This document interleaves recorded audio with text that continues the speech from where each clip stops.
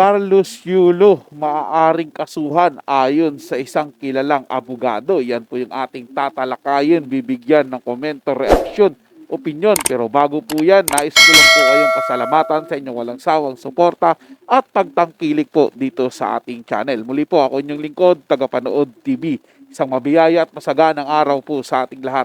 Welcome back po dito sa ating YouTube channel at Facebook page. At ang ating gagawa ng reaction video sa araw na ito ay galing po sa channel ni Showbiz Trend Update. Nasa description po yung link ng kanyang channel. Bisitahin po at pakisubscribe na rin.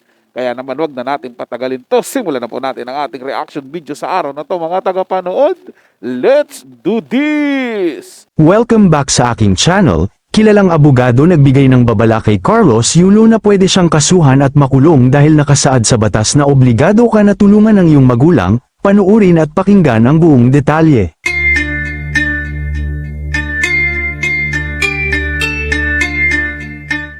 Isang kilalang abogado nga ang nagpaalala sa mga netizens, lalong-lalo na kay Carlos Yulo, tungkol sa isang batas na nagsasaad ng responsibilidad ng mga bata sa kanilang mga magulang at pamilya.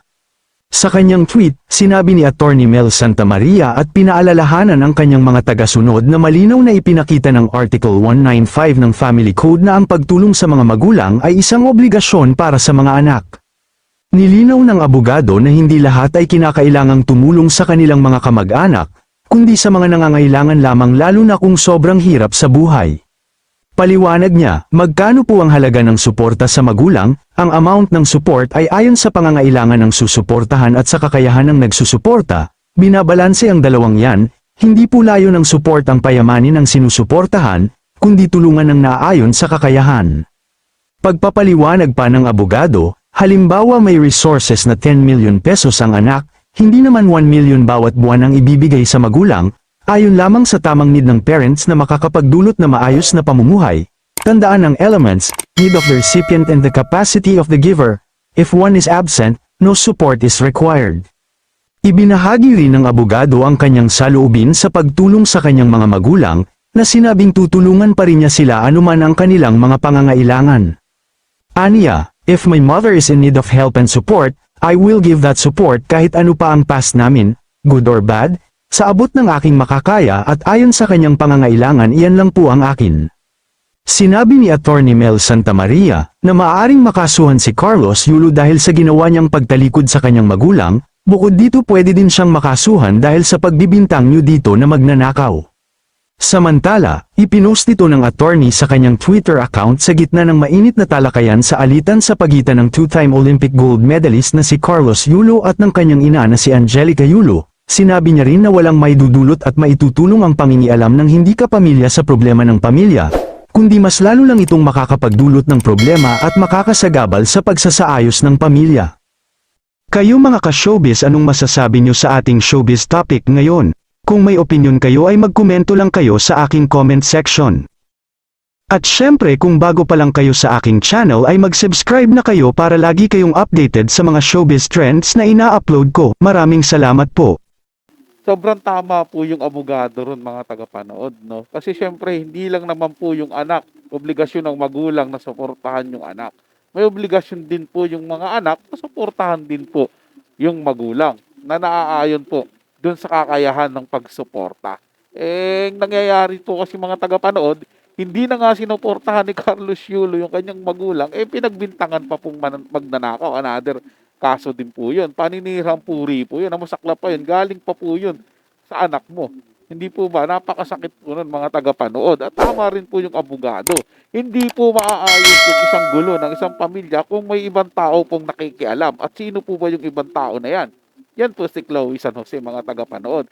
Siya po yung nasa gitna po talaga ng awayan na yan, ng dalawang panig na yan. Kung wala po sa equation yan si Chloe San Jose, tingin ko lang po, mga tagapanood, hindi po magkakasira yung pamilya na yan. At kung hindi dahil din po sa interview ni Carlos Yulo na pinagbintangan niya yung mga magulang niya, wala po mga vlogger ngayon, mga tagapanood, nagagawa ng mga gantong content po para lang magbigay ng kanilang reaction, opinion. Hindi po tayo nakikialam dito, mga tagapanood. Kumbaga tayo ay nagbibigay lang ng opinion base dun sa ginagawa nila. Kung hindi naman po nila isinapubliko kung ano po yung alitan ng pamilya nila, ano pong nangyayari sa kanila, wala pong ganito, mga tagapanood. O sige, sino pong tao gagawa ng kwento-kwento lang para sirain yung pamilya na yan? Wala naman po mga tagapanood, di ba? At wala naman pong naninira sa kanila ng mga ibang tao, kundi yan si Chloe San Jose lang po. Yun po yung nakikita ko mga tagapanood ha. Kasi tayo naman, kung ano lang naman yung mga netizen, usually yung gumagamit ng mga social media na nakapalo sa kanila, yun po yung madalas na talagang kung ano-ano yung mga sinasabi. Bakit ikanyo? Eh, sinapubliko nga po nila yung anong pangyayari sa kanilang buhay.